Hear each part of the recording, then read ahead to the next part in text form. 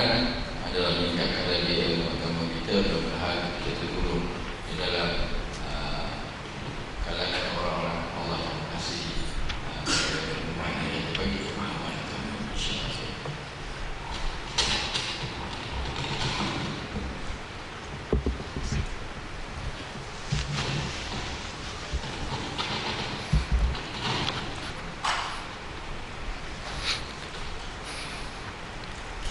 Bismillah, alhamdulillah, wassalatu wassalamu ala rasulillah wa ala alihi wa sahbihi wa man wala.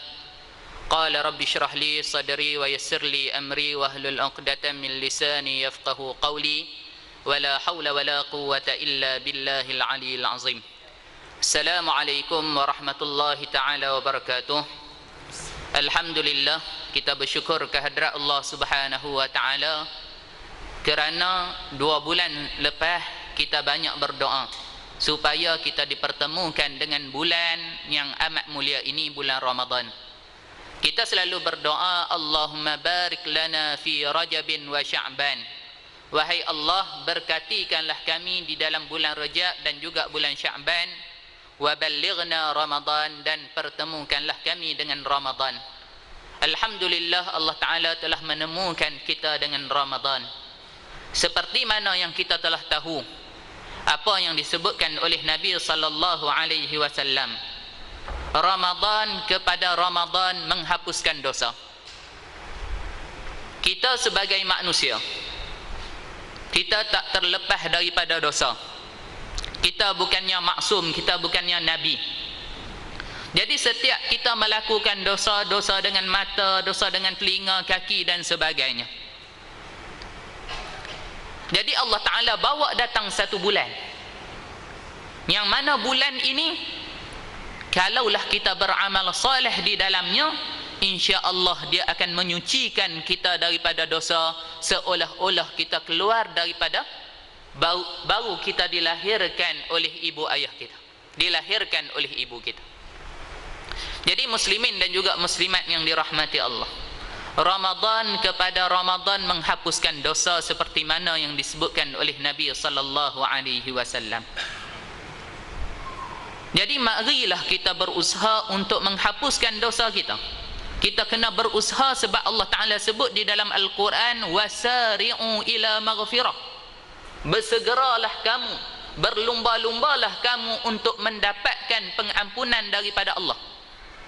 Allah Ta'ala suruh sungguh-sungguh kita mencari pengampunan daripada Allah supaya kita diampunkan dosa kita. Dan apabila dosa kita diampunkan, apa yang Allah Ta'ala janjikan? Allah Ta'ala sebut, wasari'u ila maghfiratin min rabbikum wa jannatin arduhas samawati wal ard. Allah Ta'ala janjikan dengan syurga, yang syurga itu luasnya langit dan bumi. Jadi apabila kita mendapat pengampunan, maka Allah Ta'ala janjikan dengan syurga. Dan bukan sekadar itu sahaja, apabila kita mendapat syurga, Allah Ta'ala menjanjikan dengan pangkat, iaitulah pangkat orang yang bertakwa kepada Allah Ta'ala. Allah Ta'ala sebut, u'iddat lil muttaqin, syurga disediakan kepada mereka-mereka yang bertakwa kepada Allah Subhanahu wa Ta'ala. Nabi sallallahu alaihi wasallam menyebut, kullu bani Adam khatta'un. Kesemua anak Adam melakukan kesalahan. Wa khairu khatta'in, dan sebaik-baik mereka yang melakukan kesalahan ialah at-tawwabun, mereka-mereka yang bertaubat kepada Allah Subhanahu wa Ta'ala.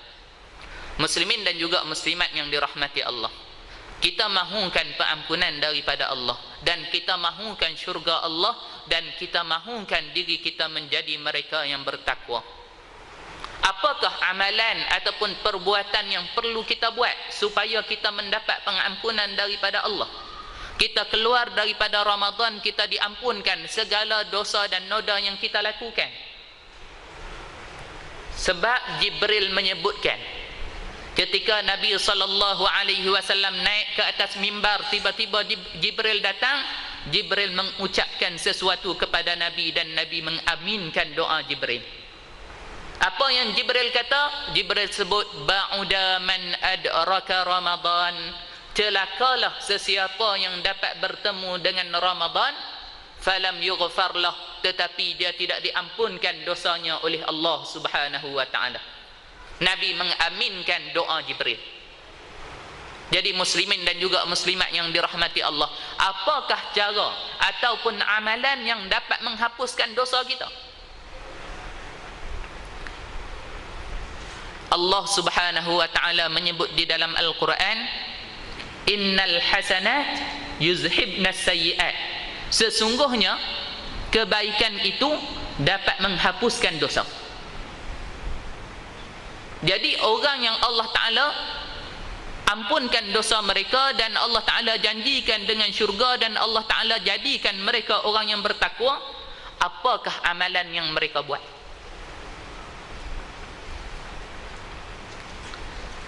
Allah Ta'ala sebut, wasari'u ila maghfiratin min rabbikum wa jannatin arduha as-samawati wal ardu u'iddat lil muttaqin alladzina yunfiquna fis sarra'i wad dharra.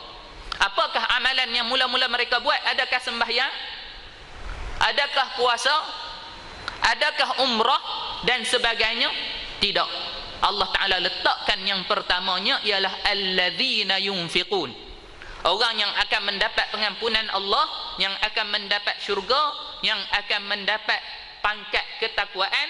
Allah Ta'ala sebut ialah alladzina yunfiqun, orang-orang yang menginfakkan harta mereka. Alladzina yunfiquna fis sarra,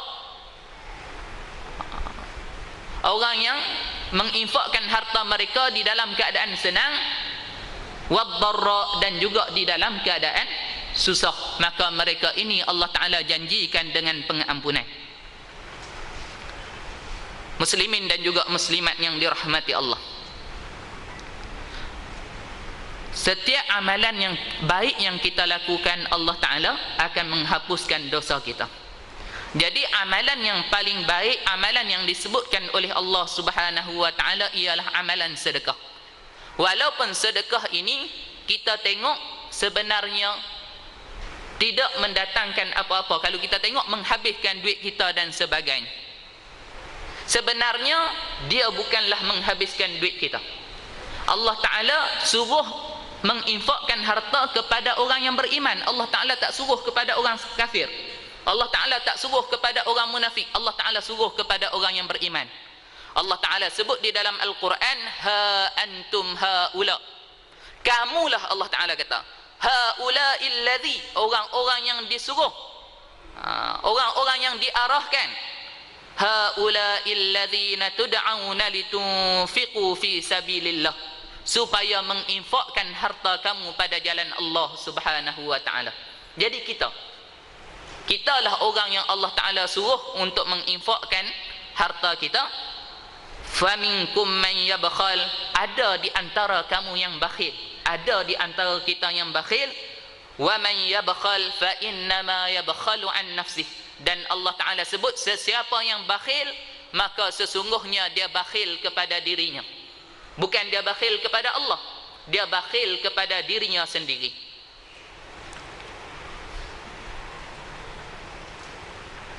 Wallahul ghani, Allah Ta'ala itu maha kaya, wa antumul fuqara, dan kamu ialah orang-orang yang memerlukan, berhajat kepada Allah Subhanahu wa Ta'ala.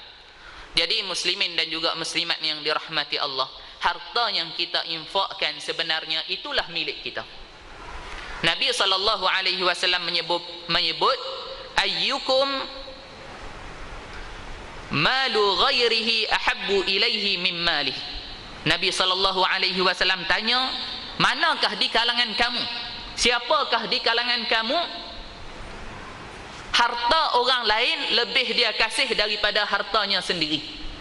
Maka sahabat kata kepada Nabi, mana ada? Tidak ada orang yang kasih harta orang lain daripada harta dia sendiri. Mestilah kita kasih kepada harta kita sendiri. Tapi Nabi kata ada. Harta yang kita simpan, harta yang kita taruh, taruh bahasa Bali, Harta yang kita simpan, harta yang kita sediakan untuk kehidupan kita, rumah yang kita buat besar, kereta yang kita beli mewah dan sebagainya, itu sebenarnya bukanlah harta kita, itu harta orang lain. Belum tentu harta kita. Boleh jadi harta pencuri. Kereta kita beli besar, hebat, tiba-tiba pencuri ambil. Bukan harta kita. Duit yang kita simpan, emas yang kita ada, tiba-tiba dirompok dan disamun. Bukan harta kita. Sekurang-kurangnya kalau tak disamun, kalau tak dirompok dan sebagainya, apabila kita mati, jadi harta pusaka, bukan harta kita juga. Jadi Nabi sebut, siapakah di kalangan kamu harta orang lain lebih dia kasih? Jadi dia kasih harta yang mungkin menjadi milik penyamun, harta yang mungkin menjadi milik anak ataupun milik waris, daripada hartanya sendiri dia tak kasih. Harta yang dia simpan di hari akhirat, itulah harta dia. Tapi berapa banyak daripada kita yang kasih harta tersebut? Jadi untuk menghapuskan dosa kita, muslimin dan juga muslimat yang dirahmati Allah, kita kena banyak menginfakkan harta kita pada jalan Allah Subhanahu wa taala. Sebab harta yang kita infakkan itulah harta yang akan kekal. Pada zaman Abdullah bin Mubarak, ada seorang lelaki yang kudanya mati dalam peperangan. Dalam peperangan jihad fi sabilillah, kuda dia mati. Jadi dia bersedih. Maka Abdullah bin Mubarak tanya kepada dia, kenapa kamu bersedih? Dia kata, kuda aku mati, aku tidak ada apa-apa. Tiba-tiba Abdullah bin Mubarak kata, kalau kamu sedih, kamu jual sahaja bangkai kuda kamu kepada aku. Aku beli dengan harga hidup. Seronoklah orang yang kuda dia mati pada jalan Allah tadi. Dia rasa menyesal sebab kuda dia mati pada jalan Allah. Tiba-tiba Abdullah bin Mubarak beli kuda tersebut, tapi tak ambil pun sebab bangkai. Beli sahaja, bagi duit kepada orang tadi. Tiba-tiba pada malam tersebut orang tadi bermimpi. Dia bermimpi, dia ke syurga Allah Subhanahu wa taala. Di dalam syurga banyak kuda. Dan kuda yang dia lihat, ketua kuda ialah kuda dia. Maka dia tanya kepada orang yang jaga kuda tersebut, pengawal tersebut. Dia kata, ini kuda siapa? Maka orang tersebut kata, ini kuda Abdullah bin Mubarak. Dia kata, tidak, ini kuda aku. Tengok, ketua dia ialah kuda aku yang mati pada jihad fi sabilillah. Tiba-tiba penjaga tadi kata kepada lelaki tadi, bukankah kamu telah menjual bangkainya kepada Abdullah bin Mubarak? Jadi kuda ini sebenarnya kuda Abdullah bin Mubarak. Sebenarnya Allah Ta'ala balas di hari akhirat dengan berlipat kali ganda. Keesokan paginya dia bangun, dia terus pergi berjumpa dengan Abdullah bin Mubarak. Dia nak minta beli balik. Maka Abdullah bin Mubarak tak mau jual. Sebab dah lihat ganjaran yang Allah Ta'ala janjikan di hari akhirat. Marilah kita ikut sifat sahabat Nabi sallallahu alaihi wasallam. Apabila Allah Ta'ala suruh infak, terus mereka bersegera untuk menginfakkan harta mereka pada jalan Allah Ta'ala. Mereka mahukan dosa mereka diampunkan oleh Allah. Allah Ta'ala turunkan ayat, lan tanalul birra hatta tunfiqu mimma tuhibbun. Kamu tidak akan mendapat syurga melainkan kamu infak apa yang kamu kasihi. Maka datanglah Abu Talhah.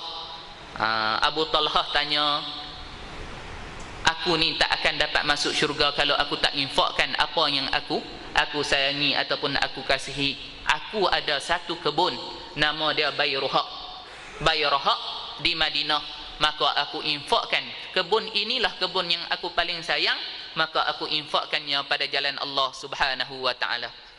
Dan sahabat Nabi apabila turun ayat Al-Quran, mereka terus beramal. Di antaranya Allah Ta'ala sebut, man dzalladzi yuqridullaha qardan hasana. Siapakah di kalangan kamu yang mahu memberi utang kepada Allah Ta'ala dengan utang yang baik? Maka datanglah Abu Darda. Tadi Abu Talhah, ni Abu Darda. Dia datang kepada Nabi, dia kata, wahai Rasulullah, kalau aku bagi utang kepada Allah Ta'ala, apa yang Allah Ta'ala akan balas? Maka Nabi jawab, syurga. Kalau begitu aku ada dua kebun. maka kedua-duanya aku infakkan pada jalan Allah. Nabi kata satu cukuplah, satu lagi untuk kamu dan juga ahli keluarga kamu. Dia kata untuk aku dan untuk ahli keluarga aku boleh cari lain. Jadi hebatnya sahabat Nabi sallallahu alaihi wasallam. Nak cari zaman kita begitu tak jumpa. Masa Tok Guru Nek Aziz Nikmat, dia ada buat tabung Tok Kenali. Tabung ini dia gunakan untuk bantu pelajar-pelajar ataupun golongan miskin, fuqara dan sebagainya. Jadi datanglah seorang makcik kepada Tok Guru, tanya kepada Tok Guru, Tok Guru, makcik tengok Tok Guru buat amanah yang diamanahkan kepada Tok Guru dengan baik. Maka makcik pun datang, ada hajat. Kita ingat makcik tersebut nak minta duit daripada tabung tersebut. Tiba-tiba makcik tadi kata, makcik nak dermakan, nak masukkan dalam tabung ini duit makcik ada 40,000. Maka Tok Guru tanya, ambil duit mana banyak sangat? Dia kata makcik sebenarnya bukan ada duit, makcik ada sebidang tanah. Apabila makcik tengok Tok Guru boleh buat kebaikan, maka makcik juga nak buat kebaikan. Makcik jual tanah tersebut dengan harga 40,000 dan 40,000 itulah makcik masukkan di dalam tabung. Jadi Tok Guru kata masih ada lagi orang yang bersifat seperti mana sifat sahabat Nabi sallallahu alaihi wasallam. Jadi bersegera untuk melakukan amal ibadah, menginfakkan harta pada jalan Allah Subhanahu wa taala. Dan yang terakhir, kisah ada seorang datang bertemu dengan Tuan Guru Nek Aziz. Dia kata, Tok Guru, saya ada duit banyak. Tiap-tiap tahun saya bawa anak isteri saya pergi umrah, saya habis 30,000. Baik ataupun tidak amalan saya? Kalau tanya kepada kita sekali saya jawab baiklah. Sebab harta gunakan untuk ke jalan Allah Subhanahu wa taala, pergi buat amal ibadah baik. Tiba-tiba apa yang dijawab oleh Tok Guru? Tok Guru kata, jangan perbanyakkan amalan peribadi. Pergi umrah bagus, 2 kali 3 kali cukuplah. Perbanyakkanlah amalan kemasyarakatan. Jadi duit yang banyak tersebut 30,000, 40,000 itu infakkan pada jalan Allah Subhanahu wa taala. Bantu masyarakat. Banyak lagi golongan yang susah di Baling. Di banyak tempat-tempat yang susah. Jadi bantu pelajar, bantu madrasah, bantu masjid dan sebagainya, maka pahala itu lebih berkembang dan pahala itu lebih banyak. Apabila pahala kita banyak, hasanat kita banyak, kebaikan kita banyak, akan menghapuskan dosa kita. Kalau kita amalan peribadi, kita buat ibadah, pergi umrah, pahala habis di situ sahaja. Balik daripada umrah dah habis pahala umrah. Tetapi pahala yang kita infakkan pada jalan Allah, pahala tersebut akan kekal berterusan. Walaupun kita dah mati, kita dah ke alam kubur, ada pahala yang mengalir menyejukkan kubur kita, menyejukkan kubur ibu dan juga ayah kita. Pahala tersebut ialah pahala sedekah jariah. Jadi walaupun kita bukan ustaz, walaupun kita bukan tok guru, walaupun kita bukan alim ulama, kita mendapat pahala mengajar Al-Quran, kita dapat pahala berdakwah, kita dapat pahala mengajak manusia mengenal Allah dan juga mengenal Rasul dengan sebab harta yang kita infakkan pada jalan Allah Subhanahu wa taala. Dan kelebihan orang yang mendermakan bukan sekadar diampunkan dosa, tetapi masuk syurga lebih awal daripada semua orang. Kalau kita buka kitab Duratun Nasihin, ada disebutkan kisah seorang yang pergi umrah dapat haji mabrur dan seorang yang mati syahid pada jalan Allah berebut nak masuk syurga. Tiba-tiba malaikat tanya, kamu pergi haji mabrur, kamu nak masuk syurga lebih awal. Sepatutnya orang yang ajar kamu tentang haji, orang tersebutlah masuk syurga lebih awal. Kamu yang mati syahid berebut nak masuk syurga awal, orang yang ajarkan kamu tentang semangat perjuangan syahid pada jalan Allah, orang tersebutlah yang patut masuk awal ke dalam syurga Allah. Selepas itu Allah Ta'ala panggil para ulama berhimpun dan Allah Ta'ala suruh masuk syurga dahulu. Sebab mereka inilah menyebabkan orang melakukan amal ibadah, orang melakukan kebaikan, maka Allah Ta'ala suruh masuk syurga. Tiba-tiba dengan tawaduk para ulama, mereka kata, kami tak layak masuk syurga terlebih awal wahai Allah. orang yang menginfakkan harta pada jalanmu, mereka lah orang yang paling layak masuk syurga lebih awal daripada kami. Sebab apa?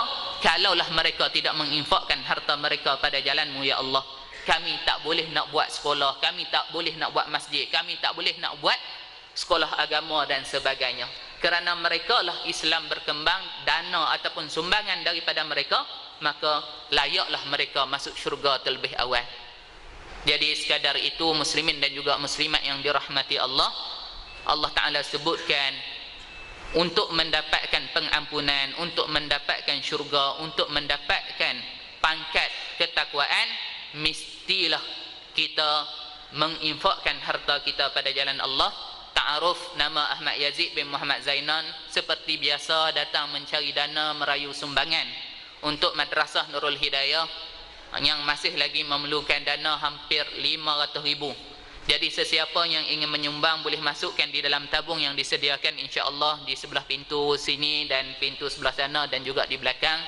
Dan sesiapa yang ingin berwakaf, insya-Allah ada pelajar yang tunggu selepas habis tarawih, selepas habis witir, di belakang satu kaki persegi RM50 sebagai bekalan dan juga persiapan untuk kita. Kita tak boleh jadi macam sahabat Nabi, tak boleh bagi banyak daripada harta kita, bagi sikit pun cukuplah sekadar persiapan ataupun persediaan kita nak bertemu dengan Allah Ta'ala. Dan sesiapa yang ada zakat ataupun sesiapa yang ada zakat Madrasah Nurul Hidayah mengalu-alukan zakat daripada tuan-tuan di bulan Ramadan yang mulia ini, dan sesiapa yang ada wang syubhah ataupun wang bunga boleh juga disalurkan untuk tujuan-tujuan tertentu. Kita boleh buat bilik air, tandah dan sebagainya. Dan sesiapa yang ada wang fidyah, ada fidyah, nak buat fidyah, boleh juga diberikan. Boleh insya-Allah saya sebelum habis Ramadan, saya balik awal sikit ke Baling, saya akan sedekahkan beras-beras tersebut kepada fakir-fakir miskin yang berada di Baling.